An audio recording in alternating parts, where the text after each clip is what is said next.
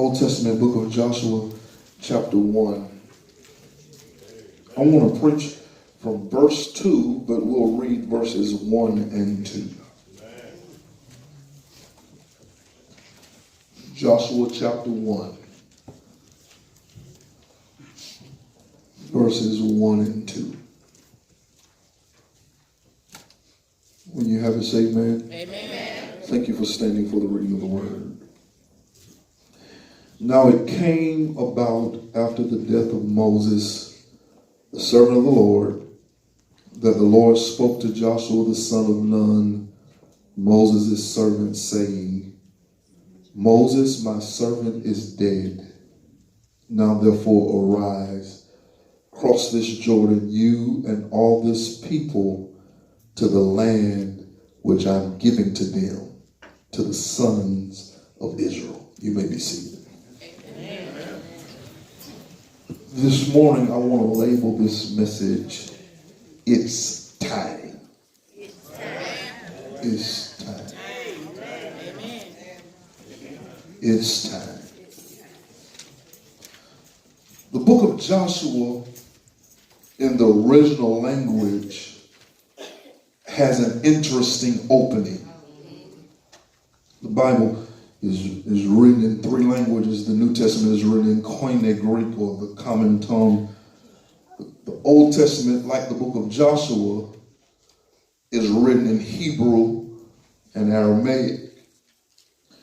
And in most of your English translations, I'm going somewhere, Joshua opens with the word now. But in the original language, it begins with the word and. English translation, now, but in the Hebrew, it's and. So when we read verse number 1, now it came about, it should really read, and it came about. See, and what do we know about this word and? For starters, we know that and is a conjunction. Conjunction, junction. Hooking up words and phrases in clauses. Y'all act like y'all didn't watch. Conjunction, junction. How's that function? I got 3 favorite cards that get the job done. Conjunction, function, junction. What's their function? Here it is. I got and. And is a word that indicates connection. It indicates addition. It indicates a logical sequence or consequence. I'm going somewhere. Stay with me. See, that's significant because sequence points to what's getting ready to happen, but consequence says that what's getting ready to happen is happening because something has already happened. And where you are in your life right now is the consequence of what you've gone through. I wish I had somebody in Greater Beulah this morning that would be honest about the fact to say that I've gone through some things in my life. I've had some ups and downs. I've had some twists and turns, some ins and some outs. And because of what I've gone through, that's why I am where I am. Because of what I've gone through, that's why I think the way I think and I act the way I am. That's why I am the way I am, because of what I've gone through. Is there anybody in this room honest about the fact that I've had some tears that I've cried? I've had some people who hurt me. I've had some people to leave me. I've had some things go wrong in my life. And because of what I've gone through, that's why I am where I am. I know I'm smiling and I look good in this robe, but if I took off this robe and let you see who I really am, you see some scars on my back. If I took off my shoes, you see that my shoes have been bruised because I've had to go through something.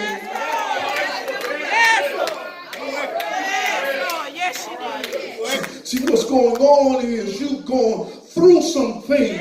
And the only reason why you're here where you are today is because of what you've gone through. And I got to hurry on in this sermon. I'm almost preaching too long already. But I need to tell somebody this morning, don't you be ashamed about what you went through. I got to be your pastor. The reason that God can use you is because they left you out. The reason why God can lift you up is because people put you down. The reason why God's hand is on you is because of what he let you go through. Hallelujah to God. I said the reason why you are where you are.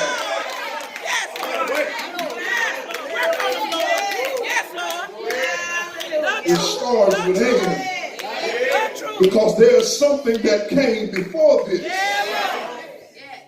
And when we come to the text, before I get carried away, when we come to the text, the question is, what happened before the text that brought us to the text?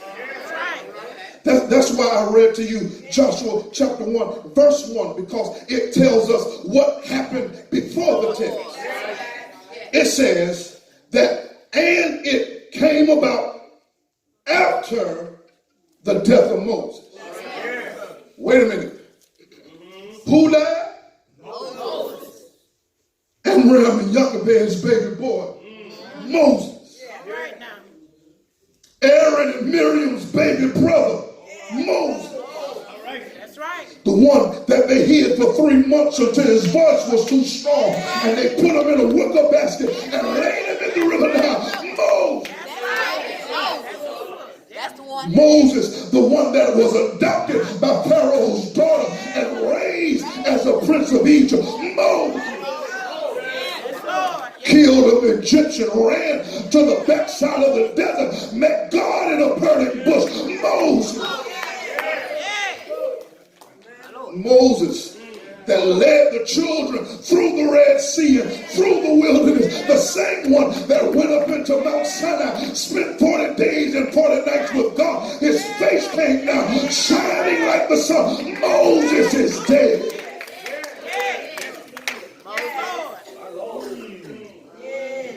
The one that they've been depending on and leaning on and looking to is dead.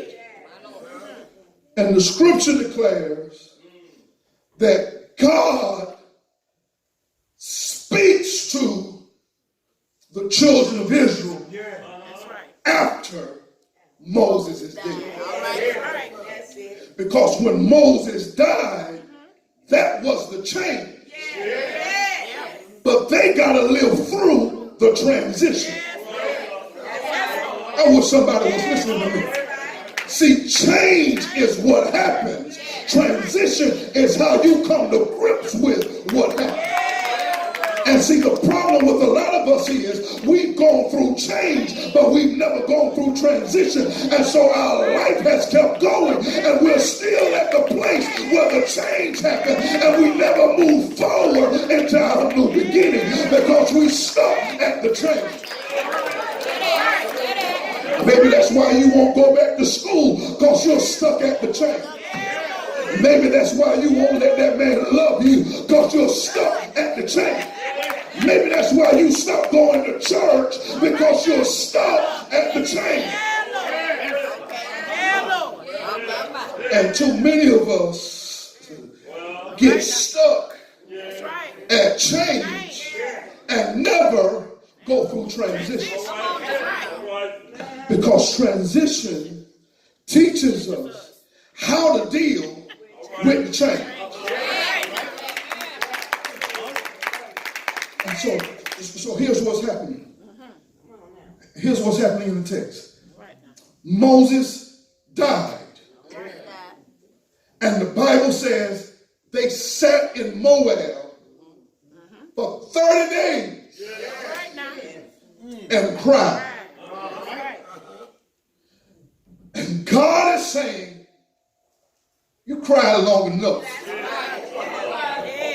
You've been stuck here long enough. It's time for you to go to the next level. And that's why God sent you to church on this first Sunday in February, because I need to tell you, your pastor needs to tell you that you've been sitting there long enough. I wish y'all would help me put this thing.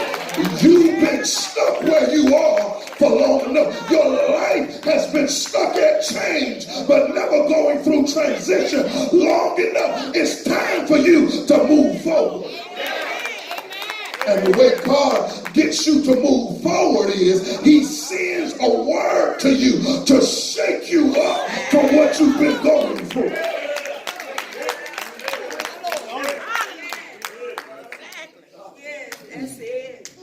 And that's what this is all about. God is ready for you to get all that he's promised you. God has promised you blessing on top of blessing. Our music ministry sings it sometimes, blessing on blessing on blessing. And you can't get your blessing if you're stuck in transit. So when we look at the text, I'm running on. When we look at the text, it helps us see, our text is verse 2. Our text helps us to see that we are in one of three places when it comes time for you to move. Okay? Transition, if you're taking notes, this is something you may want to know. Transition begins with the ending. And it ends with the beginning. And in between the ending and the beginning is a messy middle. You're either at an ending, at a beginning, or you're in the messy middle. And this text is to teach us where we are. And that's what I want you to do today as you're listening, as we go through the rest of this message. I want you to start considering, where am I on my transition journey? First thing the text says is, for some of you, God is saying, it is time for you to say goodbye.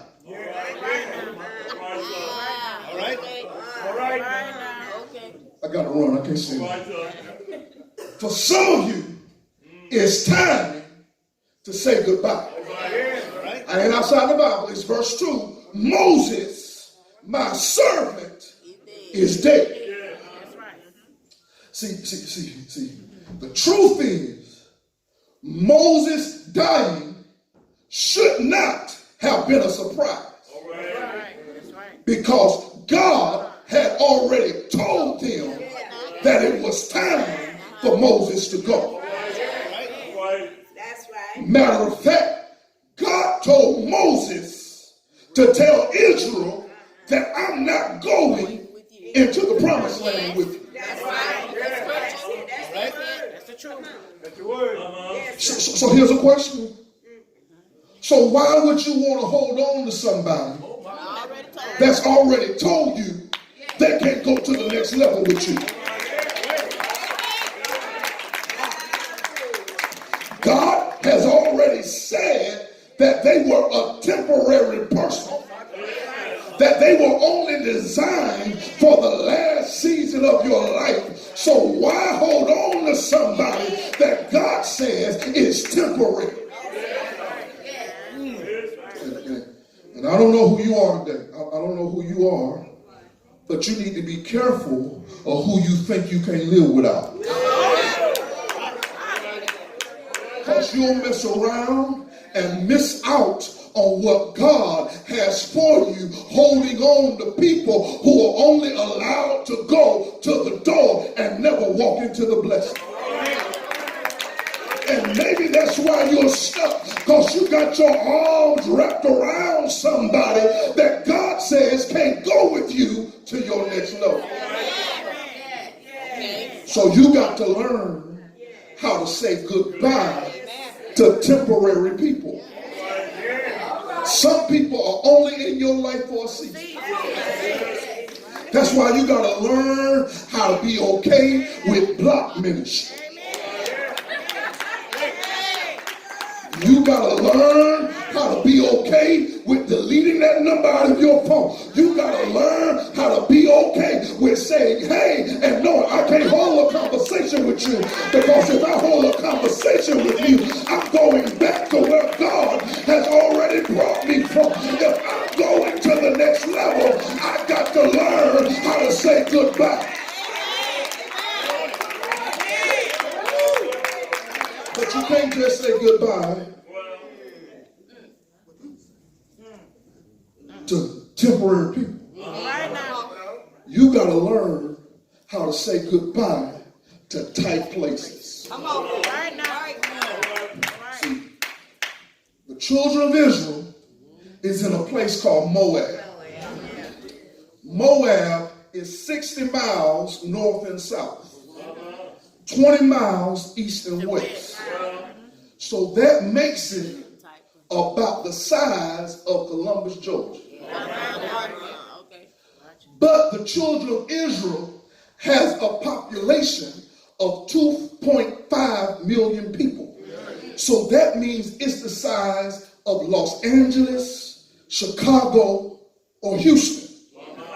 So think about how it would be if we tried to squeeze everybody that lives in Los Angeles into Columbus, Georgia. Think about what it would be like if we tried to take everybody that lives in Chicago and squeeze them into Columbus. What if we took everybody that lives in Houston and squeezed them into the city of Columbus? It will be a tight place. Now, Columbus is a good place to live. It's a good place to live. It got a good economy and got good neighborhoods. And it's a good place to live. It's a great place to live, but it's a tight place when you put too many people in it.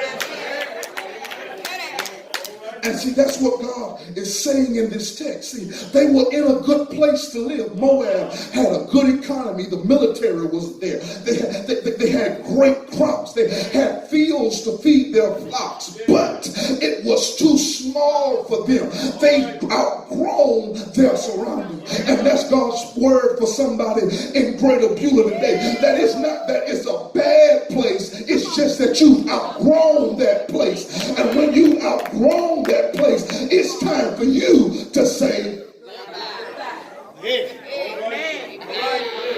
all right, I'm pushing along. Let me run on to the second point. Some of us, it's time for us to say goodbye. But for some of us, it's time for us to get ready. Moses, verse 2, my servant is dead. Now therefore arise. Get ready. See, the word here paints a picture of somebody laying on the ground. But there's work to be done. And you know, like I know, that if you stay laying in the bed, you're going to be late to work. That alarm clock go off, you hit that snooze button, and you stay in that bed, you're going to be about 15, 20 minutes late. Y'all might well say, amen, I know it's the truth. I know it's the truth. I know it's the truth. And so he says, you can't stay laying down if you're going to get this next blessing. You have to get up out of the bed and make yourself ready to go across shore. See, listen. Some of us just got to go back to school. I'm going to slow this whole sermon down because y'all don't want to shout on this part. But it's the truth anyhow. You're not going to get the job until you fill out the application. You got to fill out the application. You're not going to get approved for the loan until you work on that credit score. You're not going to get it until you work on that. Why y'all? Lean in, sister girl. Lean in, sister girl. You cannot be out with rollers in your hair talking about you looking for a horse.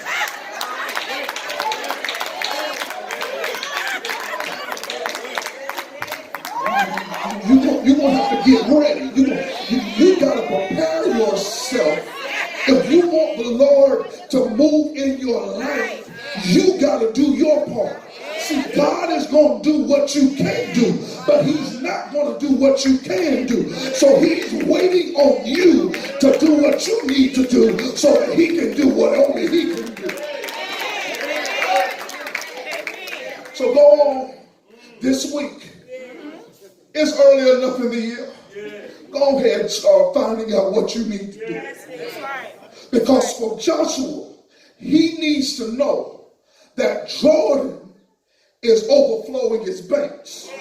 All right. See, it's springtime, the sun is shining on Mount Hermon, so the snow on top of Mount Hermon is melting and it's running down into the Jordan River and it's overflowing its banks. The Jordan is about 12 feet deep, it's about a mile wide now. And if you're going to lead these people across the Jordan, at least you need to know what you're up against. And so God is saying to somebody in this room that it is time for you to get up off of your do nothing and start preparing yourself. That's not just for you individually. That's for the church. If we want God to start sending people in here, we got to start getting ready for people to come up in here. Y'all ain't got to say amen, but it's the truth. We got to learn how to be loving people if we're expecting people to come up in here. We got to learn how to treat people right, like God would have us treat them. So that when they start coming, we'll receive them and we won't drive them away. Because if you're not ready, when God sends the blessing, you won't be ready to receive. All right, Steve, I messed this sermon all the way up. Let me turn this corner, and close this sermon. All right now. For some of you, God is saying, it's time to say goodbye. For some of you, God is saying, it's time to get ready. But for some of us, God is saying, it's time to go get it.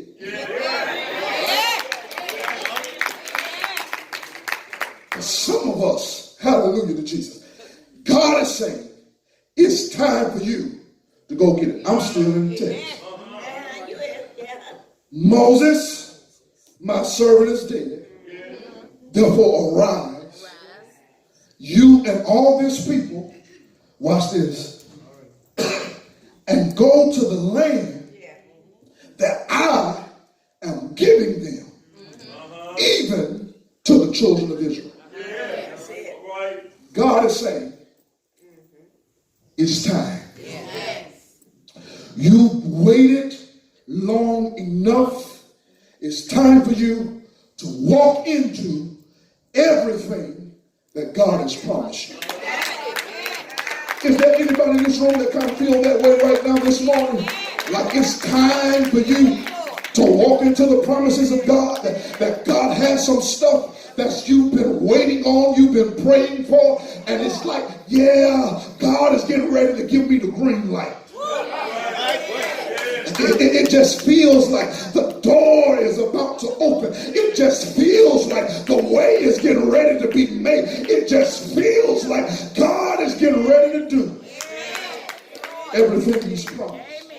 Listen to this. Listen to this. See, God promised Abraham that his descendants would possess the land of Canaan in Genesis chapter 15.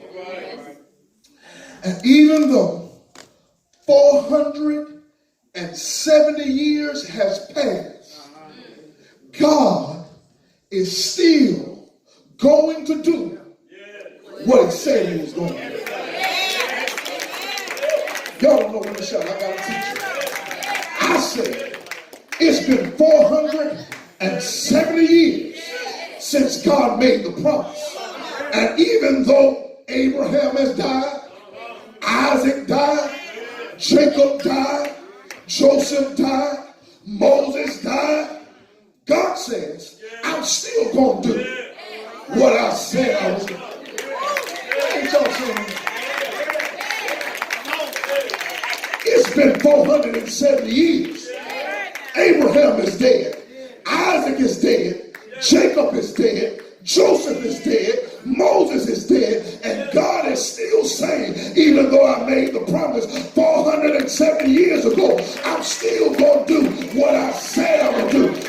I don't know why y'all ain't shouting, but I'm going to tell you why I'm shouting. Because God is going to make good on his promise. It don't look like it right now. It may not feel like it right now. But if I can just hold on a little while longer, God's going to get ready to do what he promised he was going to do. Can I tell you a few of the promises? Anybody interested in a few of the promises? He said, I'm going to give you houses that you didn't build. I'm going to fill your house with good things. I'm going to give you vineyards that you didn't plant and olive groves that you didn't work for. He said, I'm going to cause you to love me. I'm going to bless you. I'm going to open up the windows of heaven. Pour out blessings you don't have room to receive. You know what he said? It's over there in Deuteronomy 28. He said, I'm going to bless you and I'm going to multiply you. He said, I'm going to bless the fruit of your womb. I'm going to bless the fruit of your ground. I'm going to bless your grain and your new wine. I'm going to bless your oil. I'm going to increase your herd. I'm going to bless your young. I swear I'm going to bless you. I need somebody in this room that knows that God is a promise-keeping God. He swore to bless you.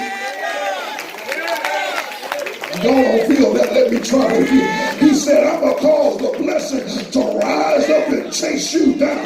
I'm going to cause the blessing to overtake you. I'm going to bless you in the city, and I'm going to bless you in the field. I'm going to bless you when you're going, and I'm going to bless you when you're coming. I'm going to bless your basket. I'm going to bless your children. I'm going to bless your grandchildren. If you can just hold on.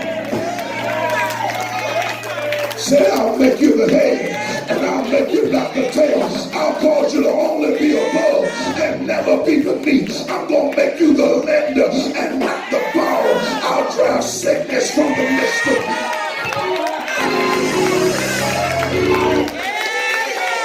And guess what, y'all? I got one more thing to tell you. Lord, help me not to get happy till I tell you. I want you to write down this verse. Write down this verse.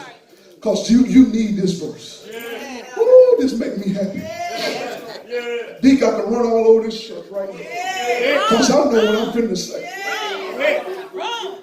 Joshua 21, verse 43 and 45. Don't y'all leave me. We still finna shout. I just need you to get this verse. All right now. All right. The verse says, the Lord gave Israel all the land he had sworn to give them. They took possession of it and settled. The Lord gave them rest on every side, just as he had sworn to their forefathers. Not one of their enemies stood up against them. The Lord handed over all their enemies to them. Now, listen. Lean in real close. Not one of the good promises of God to the house of Israel failed, and every one of them was fulfilled. I need you to take Israel out of that and put your name there. Not one of God's promises to me are going to fail. Every promise that God made to me is going to be fulfilled. I wish somebody would put that in their mouth. Not one of the promises of God to me are going to fail. Every one of them is going to come to pass. Anybody in here believe that today? I said, anybody in this room believe that every promise of God is going to come to pass in your life? Can I tell you why? Because all of the promises of God in Christ are yea and amen. You can have it. I gotta stop, y'all. I gotta stop. We gotta go to the Lord's table. But can I tell you why every promise is mine? Because one Friday, he died on a cross, nails in his hands, spikes in his feet, 72 thorns in the cranium of his brow, stretched him wide, dropped him low, lifted him high.